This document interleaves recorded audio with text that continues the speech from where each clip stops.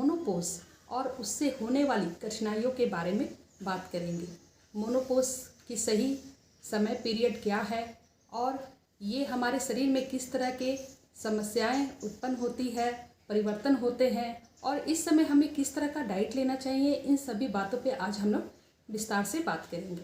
Friends, यदि आप हमारे चैनल पे नए हैं तो हमारे चैनल को सब्सक्राइब कर ले और वीडियो को लाइक कर दे, बेल आइकन दबा दे ताकि हमारे द्वारा दिया गया जानकारी सबसे पहले आप तक पहुंचे।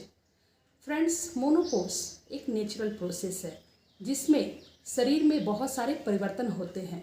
यह अवस्था 45 ईयर्स से लेके 55 ईयर्स के बीच में शुरू होता है। कभी कभी यह अवस्था 40 साल में भी हो सकता है, जिसे हम लोग अर्ली मोनोपोज कहते हैं। 40 साल से पहले अगर किसी तरह के पीरियड में समस्या दिखने लगे, प्रॉब्लम आए, तो इसे प्री मेनोपोज भी कहा जाता है, जिसमें आप अपने डॉक्टर से कंसल्ट कर सकते हैं। दोस्तों, मोनोपोज के समय हमारे शरीर में बहुत सारे परिवर्तन होते हैं।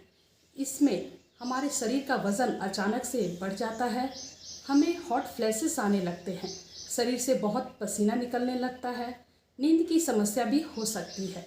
साथ ही साथ हमारा शरीर का स्किन रूखा सूखा होने लगता है, डल दिखने लगता है, नेचुरल साइन ख़त्म हो जाता है और किसी किसी महिलाओं में डिप्रेशन की समस्या भी शुरू हो जाती है।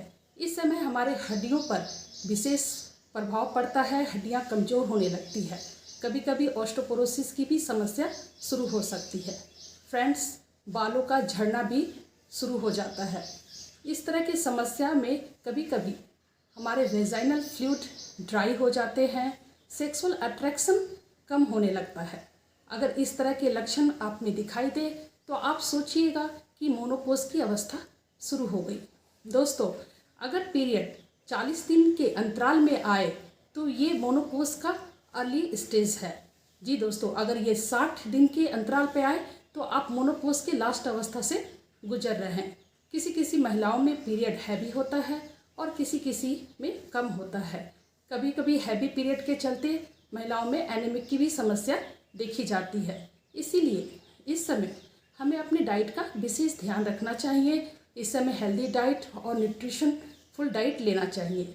हमें प्रोटीन डाइट ज़्यादा से ज़्यादा लेना चाहिए और कार्बोहाइड्रेट डाइट को कम करना चाहिए। इस समय हरी साग सब्जियां, फल फूल का भरपूर सेवन करना चाहिए। साथ ही साथ सीजनल फ्रूट्स भी लीजिए और पानी का ज़्यादा से ज़्यादा इस्तेमाल कीजिए। हमारे शरीर को हाइड्रेट रखने की कोशिश कीजिए। फ्रेंड्स, इस समय हमारे शरीर की हड्डियां कमज़ोर हो जाती है और विटामिन्स की कमी होती है, इसलिए आप मल्टीविटामिन्स, कैल्शियम और विटामिन डी का टैबलेट ले सकते हैं। दोस्तों, इससे ज़्यादा जानकारी के लिए यदि आपको कोई समस्या है तो आप हमसे कंसल्ट कर सकते हैं, हमें व्हाट्सएप मैसेज कर सकते हैं और आप हमें फ़ोन करके भी किसी भी तरह की समस्याओं का बारे में हम लोग डिस्कस कर सकते हैं। आशा करती हूँ कि हमारे द्वारा दिया गया जानकारी आपको पसंद आया होगा। ऐसे अनेकों जानकारी के साथ हम लोग फिर मिलते रहेंगे। तब तक आप अपना और अपने परिवार का ध्यान रखें।